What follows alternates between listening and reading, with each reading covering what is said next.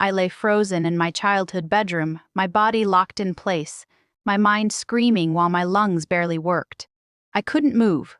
I couldn't scream. I could only listen. Footsteps crossed the hallway, slow, deliberate. The door didn't close. It stayed slightly open. From the darkness outside, my sister whispered calm and steady, "Just make it look natural." A man I had never seen before stepped into the room. He leaned over me and checked my pulse. That was when I realized something far worse than death was happening, because whoever he wasn't there to save me. I lay frozen in my childhood bedroom, unable to move, unable to scream, my body heavy like it no longer belonged to me. I could hear everything. Footsteps in the hallway, slow, careful, intentional. The door didn't shut. It stayed slightly open. From the other side, my sister's voice whispered calm and controlled. "Just make it look natural." A man stepped into the room, a stranger. He leaned over my bed and checked my pulse like this was routine. That's when I understood the truth. This wasn't an accident, and whoever he was waiting for next wasn't me. It was family who needed me gone. My name is Rachel. I'm 37 years old, and for most of my life I learned how to disappear without leaving the room. I live in Virginia now, far from the house where I grew up. I work as a senior data analyst. It's a quiet job that rewards patience and precision. I like numbers because they don't care who you are. They don't play favorites. If something doesn't add up, the truth eventually shows itself. My family never worked that way. On the surface, we looked normal.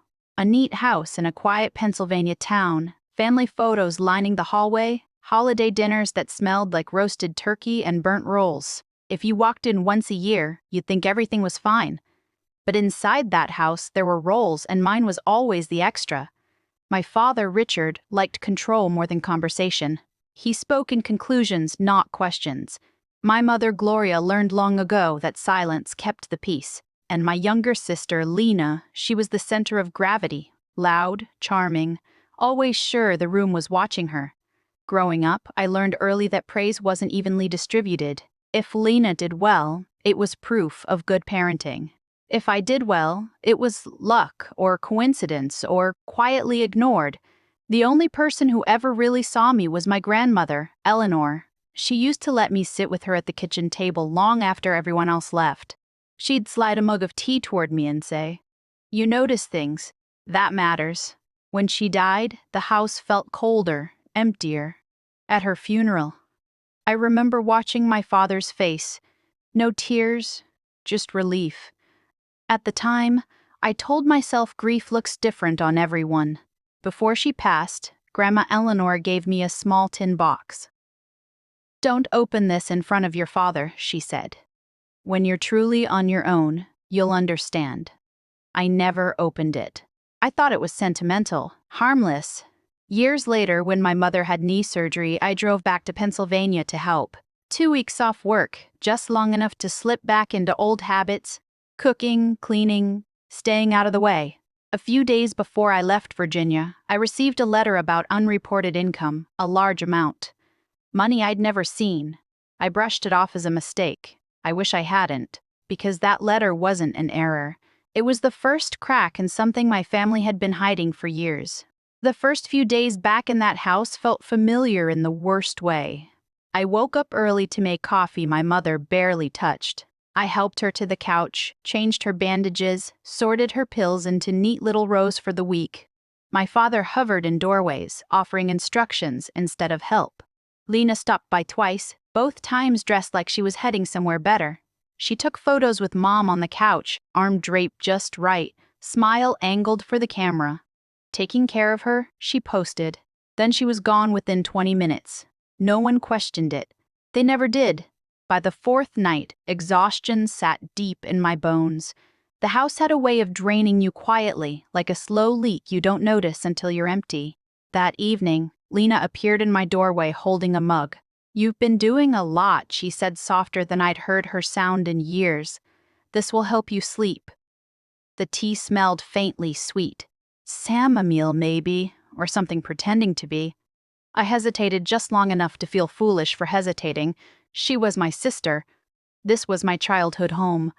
I took the mug and drank it, Within half an hour, my legs went first. It wasn't dramatic, just a strange heaviness like my body had decided it was done listening to me. I tried to stand and didn't make it past the edge of the bed. My arms followed. Then my fingers. Panic surged, but my mouth wouldn't cooperate. I was awake. Fully awake. Trapped. Through the narrow opening of my door, I saw a sliver of hallway light. A shadow passed, then stopped. Lena's voice floated in low and controlled. Just do what Dad asked. The door didn't open all the way. It stayed slightly ajar. Footsteps crossed the threshold. He moved carefully like someone who didn't want to leave marks. I couldn't turn my head, but I felt the mattress dip beside me. 2 fingers pressed against my neck, checking my pulse. She's still breathing, the man muttered. This wasn't supposed to hit her this hard. My stomach dropped. Lower your voice, Lena snapped. She won't remember anything. I wanted to scream. I wanted to fight. Instead, I stared at the ceiling, watching a crack I remembered from when I was 12. Dad said this is the only way, Lena continued. Once the hearing happens, it won't matter. Hearing. That word cut through the fog sharper than anything else. This wasn't about me resting. This wasn't concern. This was a plan. The man hesitated. This feels wrong. You're already here, Lena said. Just make it look natural. They left the room. The door clicked softly shut. And in that silence, something inside me shifted. This wasn't sibling rivalry. This wasn't neglect. This was deliberate. My family wasn't trying to protect me. They were trying to erase me. And whatever that upcoming hearing was, I knew one thing with absolute clarity. If I stayed in that house until morning, I wouldn't leave it on my own terms. Time stretched in strange ways after they left. Minutes felt like hours. Hours slipped by without edges. The drug loosened its grip slowly, starting with my fingertips. A faint tingling. Pins and needles. Pain I welcomed because it meant I was coming back. I kept my eyes closed. I slowed my breathing. I needed them to believe I was still gone. Sometime later, the door creaked again, lighter footsteps this time. Lena's perfume reached me before her voice. She stood there longer than necessary, watching, waiting. Still out, she murmured to herself. The door closed. When I was sure she was gone, I opened my eyes. The room was dim, lit by streetlight, bleeding through old curtains. My body felt like it had been dragged across gravel, but I could move. Barely. That's when I saw it. On the floor beside my bed, half hidden near the nightstand, was a small white card. I slid off the mattress, my legs shaking, and picked it up with clumsy fingers. A name. A title. Nothing else. A private investigator. My heart started racing again, this time with clarity instead of panic. Lena wasn't clever enough to bring a stranger into this. She followed instructions. She didn't design plans. Someone else had. Before I could think further, I heard my father's voice echo down the hallway. Sharp. Controlled. Awake in a way that meant decisions had already been made. Is it done? He asked. A pause. Good, the hearing soon. Keep her calm until then. Calm. My stomach turned. This wasn't about a night, or a mistake. There was paperwork involved. Timelines. A future where I didn't get to speak for myself. I waited until the house went quiet again. Getting dressed felt like moving underwater. Every sound felt too loud. Floorboards creaked like accusations. I slipped past my parents' room, past Lena's door, listening to her steady breathing on the other side. The front door opened with a soft click. Cold air hit my face. I didn't stop walking until I reached my car. I drove for 20 minutes before my hands stopped shaking enough to think. I pulled into a small roadside stop and sat there, engine off, breathing through the fog still clinging to my head. I took out the card and stared at it. Calling felt dangerous.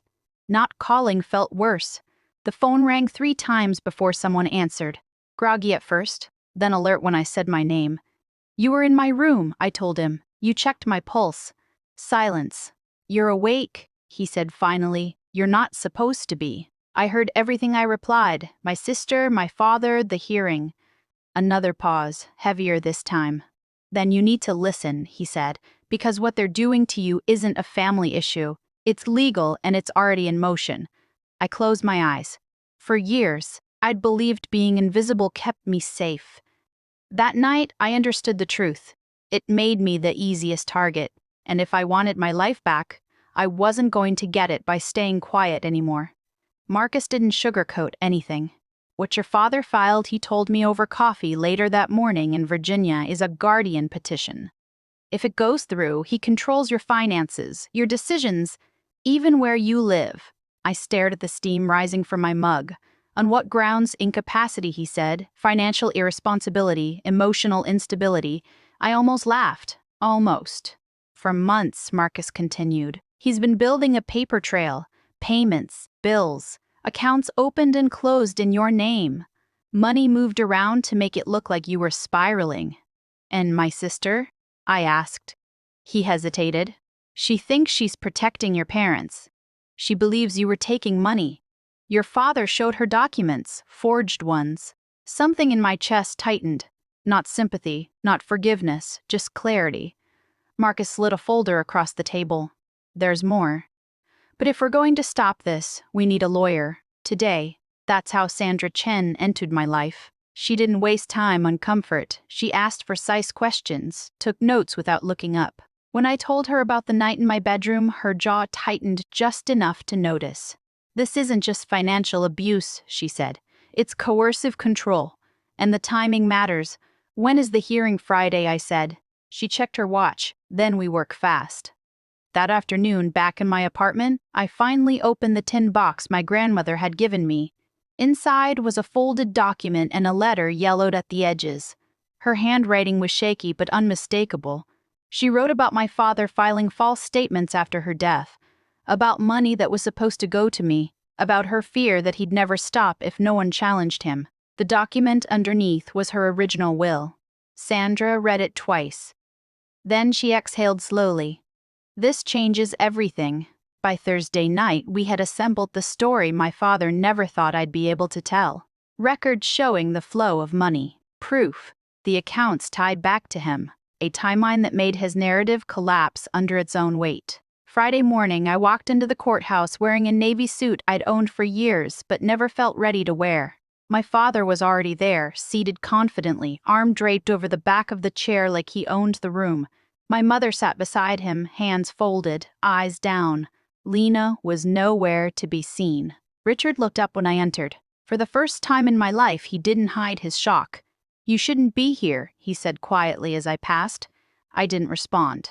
I sat down next to Sandra and placed my hands flat on the table. They didn't shake. The hearing started the way he expected. His attorney spoke about concern, about family, about a daughter who had lost her way. Documents were passed forward, carefully curated, selective. Then Sandra stood. She didn't raise her voice. She didn't rush. She pointed out the incorrect address listed as my residence, the missing notifications, the unusual timing of financial movements. She used the word misrepresentation, then manipulation, then fraud. The judge's expression changed. Sandra asked that the court review the original will submitted into evidence. She explained how the funds my father claimed I'd mishandled were never mine to begin with. Finally, she asked me to speak. I answered every question clearly. My job, my budget, my savings, my understanding of my own affairs. The evaluator looked confused. Why was this petition filed at all? The room went quiet. The judge dismissed the guardianship petition on the spot and ordered a formal investigation into how it had been filed. Richard stood up too quickly. "This is a misunderstanding." "Sit down," the judge said. I watched something crumble in him then, not fear of consequences, fear of exposure. Outside the courtroom, Lena found me. Her face was pale. "You lied," she said. "You let us think." "No," I replied. "I stopped correcting you." She opened her mouth to argue, closed it again. For the first time, she looked unsure of which script to follow. Over the next weeks, the truth came out piece by piece. Investigators traced the money, the forged signatures, the accounts linked back to my father. Everything he'd accused me of doing, he'd been doing himself. When the charges were filed, he didn't call me, he didn't apologize. He claimed I'd manipulated everyone against him. At his sentencing, he spoke once. My daughter is unstable, he said. She's always been jealous. The judge listened, then responded calmly. The evidence suggests otherwise. The sentence was handed down, a long one. Lena's case followed. The court acknowledged her role and her reliance on what she'd been told. She received probation and mandatory counseling. She approached me afterward, eyes red. I didn't know, she whispered. I thought I was helping. You didn't ask, I said. That matters. She nodded like the weight of that truth had finally landed. As for my mother, she said nothing. She watched. And for once, her silence wasn't protection. It was consequence. I stood alone outside the courthouse when it was over, the air sharp with winter. I expected to feel victorious. Instead, I felt steady. The doorway that night didn't end me. It revealed them. And for the first time, I wasn't walking away invisible. The weeks after the hearing moved quietly, like the world was exhaling after holding its breath too long. The investigation unfolded exactly as the evidence said it would. My father's story unraveled on paper first, then in court. The money he claimed I'd mishandled was traced back to accounts he controlled. The forged signatures were confirmed. The pattern was impossible to ignore.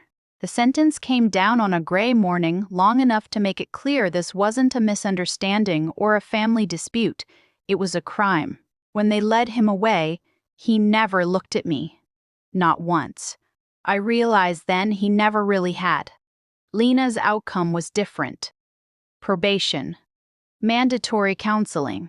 Consequences without absolution. She stood outside the courthouse afterwards, smaller somehow, stripped of the certainty she'd borrowed from him for years. She said she was sorry. I believed she meant it. That didn't mean things could go back to what they were.